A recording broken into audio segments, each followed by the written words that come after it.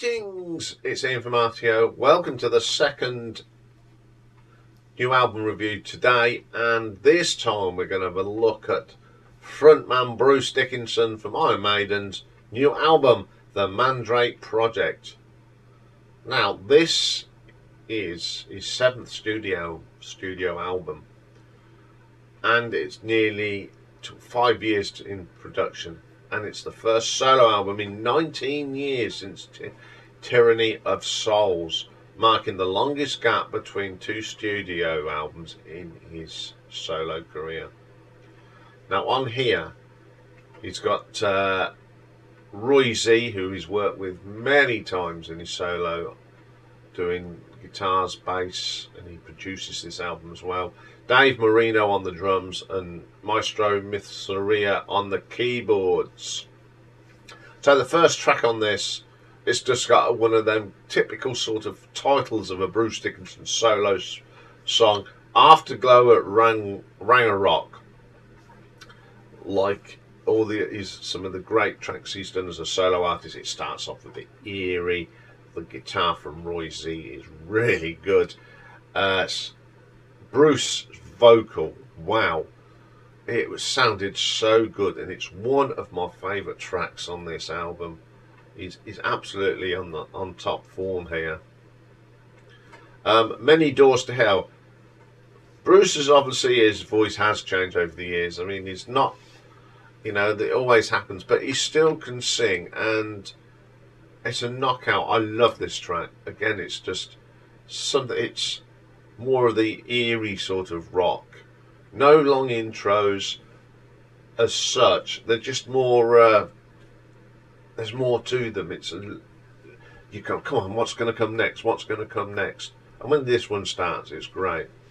Rain on the Grave, solid track, typical Bruce, passion in his singing, still holds the notes. Some great guitar work from Roy Z on this, and it's well produced as well. Resurrection Man, the drumming on here from Dave, really good. You've got this great guitar riff from Roy. The bass line is good as well.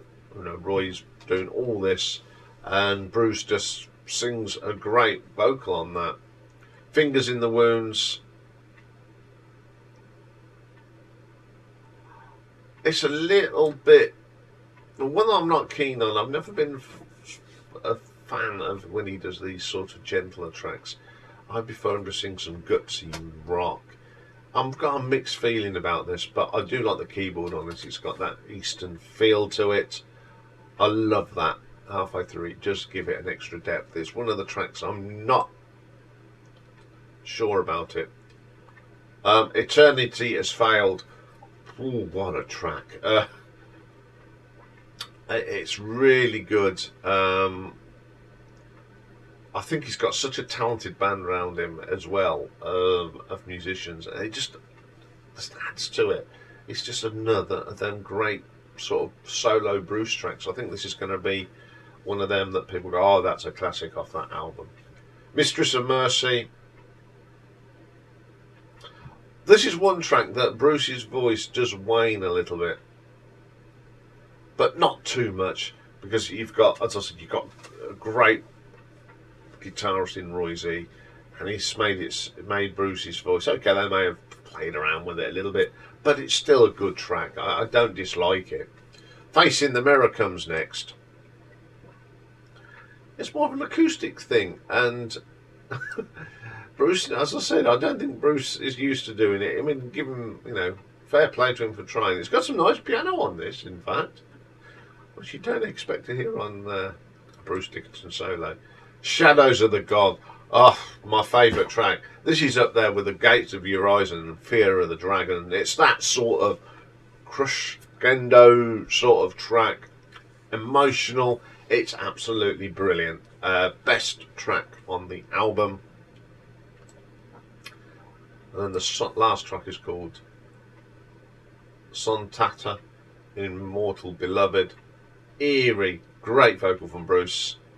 It's one of them another mini epics, and it's a great track to end the album. Well, I was well impressed with this album. it just seems it's not been 19 years since we had Tyranny of Souls. He's just picked up the baton again and carried on with it. The highlight is, it's up there. It sounds great.